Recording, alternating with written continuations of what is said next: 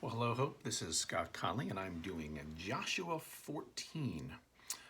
We are kind of in the middle of Joshua, and the Israelites have conquered the Promised Land, or most of it, and they're dividing up what they conquered. And so this continues in chapter 14.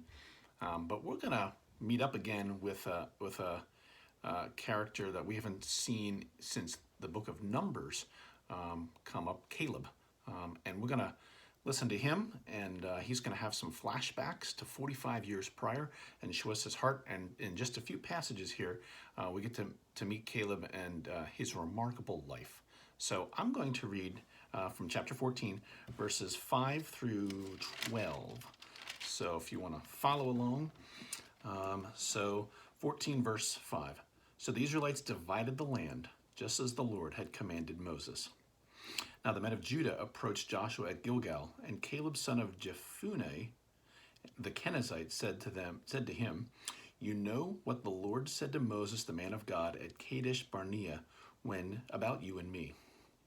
I was 40 years old when Moses, the servant of the Lord, sent me from Kadesh Barnea to explore the land.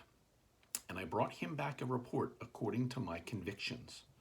But my brothers who went up with me made the hearts of the people melt with fear. I, however, followed the Lord my God wholeheartedly.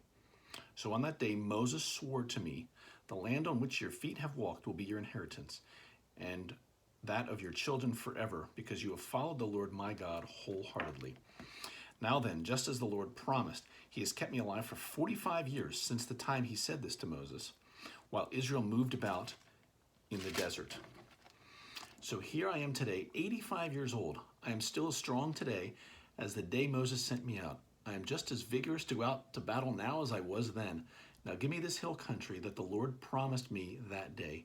You yourself heard then that the Anakites were there, and their cities were large and fortified. But the Lord helping me, I will drive them out, just as he said." I'm going to read 13 too. Then Joshua blessed Caleb son of Jephunneh and gave him Hebron as his inheritance.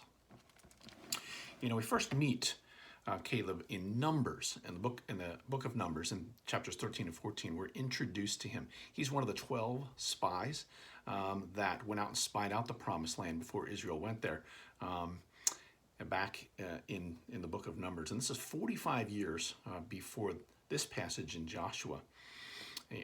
10 of the spies came back and said the people there living in that land are way too big. We cannot conquer them, and it filled all of Israel with great fear.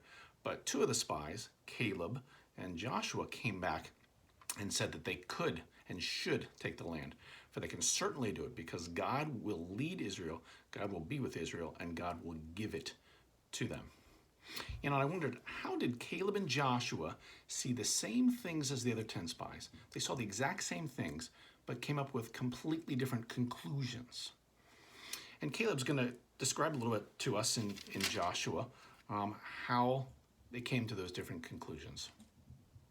Caleb says, I think in verse 7, that as he reflected on that spy mission 45 years prior, he brought back a report according to his convictions. That according to the convictions kind of means literally as it was in my heart. So the spies had the same information, but they came to different conclusions based on what was in their hearts. And in the next verse, I think Caleb describes to us what was in his heart. His heart was full of God. He says he followed the Lord, my God, wholeheartedly. And that word wholeheartedly at its root means to be fully or to be filled. And so Caleb's heart was full of God. And I think it was so full of God that it wouldn't have mattered what he saw in that Promised Land 45 years prior. It wouldn't have mattered what he saw on that spy mission. Nothing would have changed his conclusion that God would lead Israel and fulfill his promises. So I think the question for you and me is, how much of my heart, how much of your heart is filled with God? Or are there other things seeking to elbow God out? And do we see the evidence of what's in our heart in the conclusions we come to and in our actions? I think there's more to learn from Caleb as well. Those 40 days of spying, they weren't just a good phase in his life. where he was brave and courageous, where he had a lot of faith just for a period of time. This whole kind of the episode with spying, I mean, it was very heroic, right? It was kind of Hollywood heroic.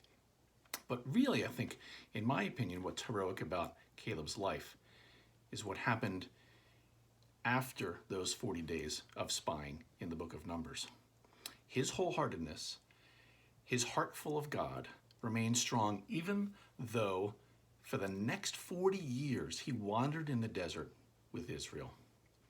Although he had been faithful to God and trusted in God, he still underwent 40 years of punishment with his people. Now, he didn't die like they did, and he was able to see the promised land in the end. But his reward for his obedience, his reward for his wholehearted devotion, wouldn't come for 45 years. When he was old, he was 85. I think the point is, even if we obey God, things may still not go well for us. We may still struggle and suffer, and the reward for our obedience may not show up when or how we would expect it. But I think it's during those desert times that our hearts are truly revealed. The epic moments of heroism that we read about in the Bible or hear about even today are great examples of faith, but it's the life lived before and after those heroic moments, lived in perseverance and faithful, heart-filled devotion that is truly remarkable. And so I think the challenge for us is to live wholeheartedly in the mundane, in the deserts, when we wander or when we feel lost, just like Caleb. Caleb's life is worth emulating. Well, thank you for listening today, and hope you have a good rest of the day.